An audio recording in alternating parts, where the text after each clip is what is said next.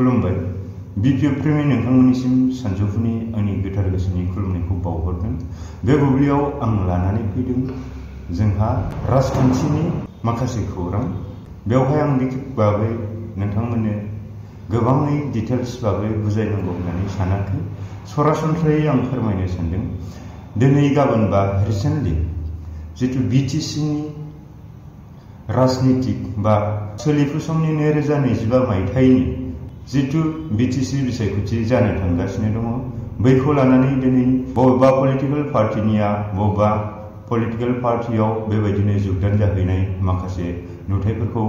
नुबोबाय थादों। दा बेखायनो आं बेखौल' बुंनो सानदों बिपिएफ प्रेमि हिसाबै बा बिपिएफ सापर्टार हिसाबै नोंथांमोना जिंगासिनांगौ गैया। खालिबोल' आं बेखौनोल' बुंगोन दिनै नोंथांमोना नुबाय थादों। गिबियावनो आं जागायगोन प्रमद बर' बिथांनिफ्राय लानानै। दिनै प्रमद बर' बिथाङा मा होननानै बुंबाय थादों, दिनै जिएसपि बा बिपिएफ एलायन्स जाब्लाबो बिथांमोना दोबैनाय नावखा, बै दोबैनाय नावखौ लानानै बिथांमोना देरहानो हाया, बिथांमोना दोबैनाय नावखा होननानै बुंदों। नाथाय दोबैनाय नावा दिनै इउ पिपल पलिटिकल पार्टियासो दोबैनाय नाव। मानोना थांनाय 2020 मायथाइनि बिटिसि बिसायख'थियावबो बिपिएफ दोलोआसो एबसुलेट मेजरिटि मोननानै बिथांमोनहासो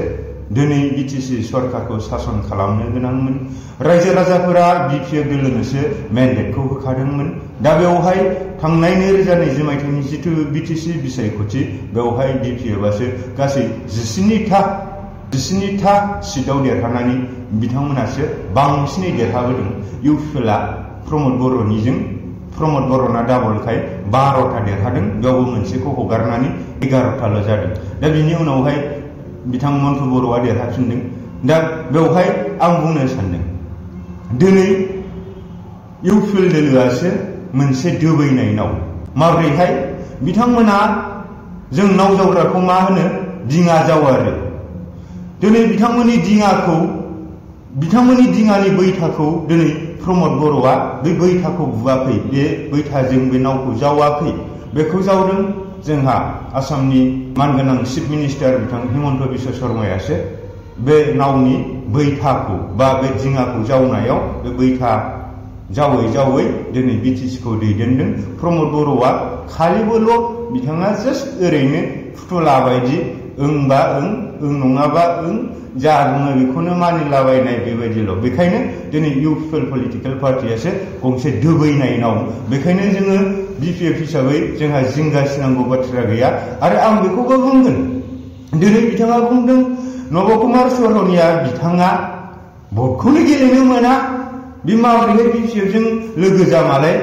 बे बिपिएफखौ सापर्ट खालाममालाय बोरैहाय देरहानो होननानै बुंदों। नाथाय बिथाङा मोनथिया नामा बिटिसिआव जि 10था समष्टिया जेनेरेल समष्टि दं, अब्ला बिथाङा एसटि नङा होननानै बिथांनि सार्टिफिकेटखौ केन्सेल खालामनायखायसो थांनाय एमपि बिसायख'थियाव बिथाङा केन्डिडेट जानो हायाखै बा नमिनेसन गथायदोंब्लाबो एक्सेप्ट खालामजायाखै। नाथाय दिनै बिटिसिआव गासै 40था समष्टिनि गेजेराव 10थाया जेनेरेल समष्टि दङ। अब्ला बेयावथ' बिथांमोना जेनेरेल समष्टियावथ' नब कुमार सहरनिया बिथाङाथ' गेलेनो हागोन ना। नो डाउट नब कुमार सहरनिया गाव खुद नमिनेसन फाइल खालामा, बिथाङा केन्डिडेट बिजाथि महरै गसङा। अब्लाबोथ' बे बिथांनि दैदेननाय, बे बिथांनि माखासे सायख'नायजों बे जितु जिएसपि पलिटिकेल पार्टिनि बिजाथिफोरखौथ' बिथाङाथ' गायसननो हागोन ना। आरो आं नोंथांमोननो रोखायै फोरमायगोन, दिनै राजबंशीफोरा ओरैबायदि खौसेथि, मालाय जों बर'फोरनि बायदि बेबायदि सासेया सासेजों नायलायनो हाया, बिदा फंबाय नायलायनो हाया, न'खरनि गेजेरावनो बिमा बिफा बिदा बिब' बिनानाव नायलायनो हायो, बेबायदि नङा। मालाय राजबंशीफोराबो बै दारि गोलावफोरबायदि इउनिटि दङ। बेखायनो जों बिपिएफ हिसाबै जोंहा खुनु जिंगासिनांगौ गैया। जिथु सोलिफु समनि 2025 मायथाइ, बे मायथाइयाव बिटिसिनि बिसायख'थिया जानो थांगासिनो दङ। बेवहाय जोंहा 40था समष्टियाव 40 जन बिजाथिफोरा देरहासार जानानै बिपिएफ दोलोनि दैदेननायजों बिटिसिआव सरकार जाफिनगोन। हाग्रामा महिलारि बिथांनि दैदेननायजों बिटिसिखौ जों जोंदामादायै जोङो आलो गोजोनै खुंनो हागोन आरो जों बाव मिनि रंजायै संसार जानो हागोन होननानै आं नोंथांमोननो खोथा होदों।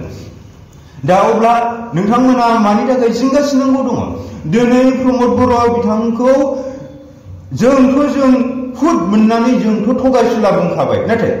जनसाधारन आइ आफा बिथांमोनाबो जे दिनैनि समाव बिथांखौ थगायसुला होननानै बुंदों प्रमद बर' बायदि थगायसुलाखौ जोंनो नांला होननानै देख बुंबोबाय थादों आरो दिनैसिमबो बुंदों अब्ला नोंथांमोना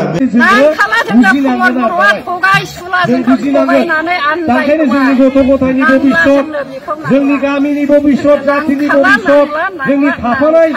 माने बिभिन्न जाति जनगोष्ठीनि उन्नतिनि थाखाय जों खामानि मावनांगौ मारैनि क्लिपखौ नायनानै बुजिगोन अब्ला प्रमद बर'खौ दिनैनि दिनाव सोर फोथायबावनो आरो दिनै बिथांमोननियाव जाय जयेन जायो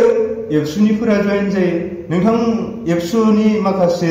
सोद्रोमाफोरा दुखु मोननो नाङा मानोना जों प्रेक्टिकेलि नुनाय एबसुआनो इउपिपिएलानो आबसुखा नालाय बेवहाय जों बुंनायखौ नोंथांमोना आबसुनि माखासे सोद्रोमाफोरा दुखु मोननो नाङा मोनोबा मोनथों बिटिसिना मोनथों खिन्थु नन बिटिसिनि आबसुफोरा आंखौ अननानै नोंथांमोना जाहाथे दुखु दामोन मानोना जाय बुस्थुआ प्रेक्टिकेलाव एक्चुअली जों नुनाय आरो जाय बुस्थुआ नंथारगौ बे बाथ्राखौसो बुंदों आबसु आरो इउपिपिएला गरसे फैसानि फारनै बिखुं दा बेखायनो दिनै एबसुनिफ्राय इउपिपिएलाव जुगदान जाब्लाबो बे इउपिपिएलानो खामोन बेखायनो जाय बिथांमोना दिनै हमना ला उदालगुरिफोर बायदियाव बारग' बिबानगिरि आबसुनि बारग' बिबानगिरिफोरा दिनै इउपिपिएलाव जुगदान जादों बे गोदान बाथ्रा नङा मानोना बिथांमोना इउपिपिएलानोखा गतिके इउपिपिएलावनो जयेन जाहोदों बेखौसो जों मिथिनो मोनो दा अब्ला गोबां इउपिपिएल सापर्टारफोराबो निसिमाफोर बायदियाव बबेबा भैरब खन्द'फोर बायदियाव इउपिपिएल दोलोखौ नागारनानै सरकाराव थानाय गावसोरनि बिटिसिआव सरकाराव थानाय इउपिपिएल दोलोजों थायालासिनो बिपिएफ दोलोआव जुगदान जाफैगासिनो दङ बे मानि इसारा अब्ला नोंथांमोना मिथिगौ दिनै हाग्रामा महिलारि दैदेननाय बिपिएफ दोलोखौ गमामायै बिटिसिनि रायजो राजा नों आं जों जनसाधारन बयबो नागिरफिनदों मानोना हाग्रामा महिलारि बिथाङानो जोंनि बिटिसिनि साबसिन मोजांसिन दैदेनगिरि दा अब्ला नोंथांमोना बेखौ मोनथिबाय दा बिजेपिआबो दिनै बिटिसिआव इउपिपिएल जिएसपि कोआलिशन सरकार जानानै दिनै बिजेपिनि माखासे सोद्रोमाफोराबो बिपिएफ दोलोआव जुगदान जाफैगासिनो दङ अब्ला बे मानि इसारा That means हाग्रामा महिलारियानो बिटिसिनि साबसिन दैदेनगिरि आरो बिपिएफ दोलोआनो बिटिसिनि 35 लाख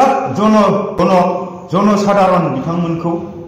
समान मेगन समान अंशजों अननानै बिथांमोना सरकारखौ सामलायबोदोंमोन जायनि फलाव दिनै बिपिएफ दोलोआ बिटिसिआव सरकाराव गैयाब्लाबो बयबो नागिरफिनदों बेखायनो जों जिंगासिनो नाङा आरो जोंनि मानसिफोरा रावबो थांनो नाङा दिनै खाम्फा बरगयारि बिथाङा इउपिपिएल दोलोआव थांनानै मिडिया बाइट्सनि गेजेरजों मा बुंबाय थादों गावखौ डेमेज खालामनो बा खाम्फा बरगयारि बिथांखौ डेमेज खालामनानै बै बिपिएफनि मानसिफोरा इउपिपिएलाव थांनो नागिरनाय बिथांमोनखौ हमथाना लाखिदों होनदों अरे बाबा खाम्फा नों खुद डेमेजखा आरो नोंथांमोननि लोगो जाय नों इउपिपिएलाव हाबफैबाय बै इउपिपिएलनि माखासे गोसो गाज्रि नेताफोर जायजों नोङो मुं सुजाबाय जायजों नों बानसावजाबाय जायजों नों बेदर गेसाव जाग्रा होनजाबाय बैबायदि दोलोआव नों हाबफैनानै दिनै हाग्रामा महिलारि बिथांखौसो जकार थकार बुंनो लादों नङा होमबा नाथाय नों जायजों मुं सुजादों जायजों बानसावजादों जायजों सोंखारिजादों दा बेयाव थांनानै नोङो गावखौनो मा राफोद जादों सानदों नामा नों सासे डेमेज जाखानाय नोंखौ डेमेज खालामलायनांगौ गैया आरो जोंनि बिपिएफ पलिटिकेल पार्टिनि रावबो मेम्बारफोरा इउपिपिएल दोलोआव हाबफैया मिथिबाय खाम्फा नों बेदर गेसाव जाग्रा ना माग्रा जोंखौ मिथिया जों बुङाखैबो नोंनि बिसालथे नोंसालथे दाउखा गोसोम राकेश ब्रह्मआसो होनदों मिथिबाय बे दाया जोंनि नङा नैबे बिनन्जय नार्जारिया बे दायनि थाखाय माब्लाबाबो एक्सेप्ट खालामनो हाया नोंखौ बेदर गेसाव जाग्रा होननानै नोंनि दा गोदान बिसालथे नोंसालथे राकेश ब्रह्म दाउखा गालायासो बुंदों मिथिबाय जों बुङाखै जोंनि खुगानिफ्राय एफा गाज्रि सोदोब ओंखारा मिथिबाय दा अब्ला नोङो इउपिपिएलाव थानानै नोंखौ डेमेज खालामनो नाजादों होननायनिफ्राय नोंबो साबधान जानाया मोजां नोंखौ रावबो डेमेजबो खालामनो थाङा नों सासेल' मोनसेल' सिंगेल भटखा नोंहा नोंनि भटखौ नाङा दिनै नोंनि सोरबा जाथि बंस'आबो नोंजों थांफायाबाय मिथिबाय दा बेखायनो आं बेखौ बुंबाय दा दिनै प्रमद बर' बिथाङा मा बुंदों दुर्गा दास बर'मोनखौ आरे बाबा दिनै माखासे इन्टेलेक्सुवेलफोरा मोनथिजोब्बाय नोंथांमोना सोलिफु 2025 मायथाइनि जिथु बिटिसि बिसायख'थि जानो गोनां बेयाव नोंथांमोना मोननै मोनथाम सिटबो देरहाया नोंसोर फेलार जाखाबाय नोंसोर जेनखाबाय बेखायनो जुदि अननाय दङब्ला जों बर'जों बर' बिदा फंबाय जों अनलायोखाय नोंथांमोना जुदि गावखौनो सासे बर' बिमाखौ सिबिनो होननानै बर' बिमानि गोरबोआव जोनोम मोनदोंब्ला नोंथांमोनहा दिनैनो बिपिएफ दोलोआव जुगदान जानायनि सम जाबाय प्रमद बर' फेरेंगा राकेश ब्रह्म मोनथिबाय दिनैनो फै दिनै फैयोब्ला जोङो आजावनानै लागोन दिनै फैयाब्ला जों नोंथांमोनखौ आजावनानै लाया मोनथिबाय दा बेखौ बुंबाय लोगोसे मा बुंबावगोन दिनै फेरेंगाया मा बुंदों हाग्रामा महिलारि बिथाङासो बालानि सायाव न' लुयो बालाजों अन्थाइजों न' लुवाबा माजों लुयो फेरेंगा दिनै गोदान पलिटिकेल पार्टिया मानो जोनोम जादों नों बुंदों माखासे मानसिफोरा नंखायखौनो बारग' एनडिपिनि मुं लानानै गोदान पलिटिकेल पार्टि दानो नाजादों होनदों नोंसोर नंखायैनो बारग' एनडिपिनि मुंखौ लादोंदां जाय बिथांमोना गोदानै पलिटिकेल पार्टि दानो नागिरदों बै बिथांमोना बारग' एनडिपिनि सोद्रोमा बारग' एनडिपि केडार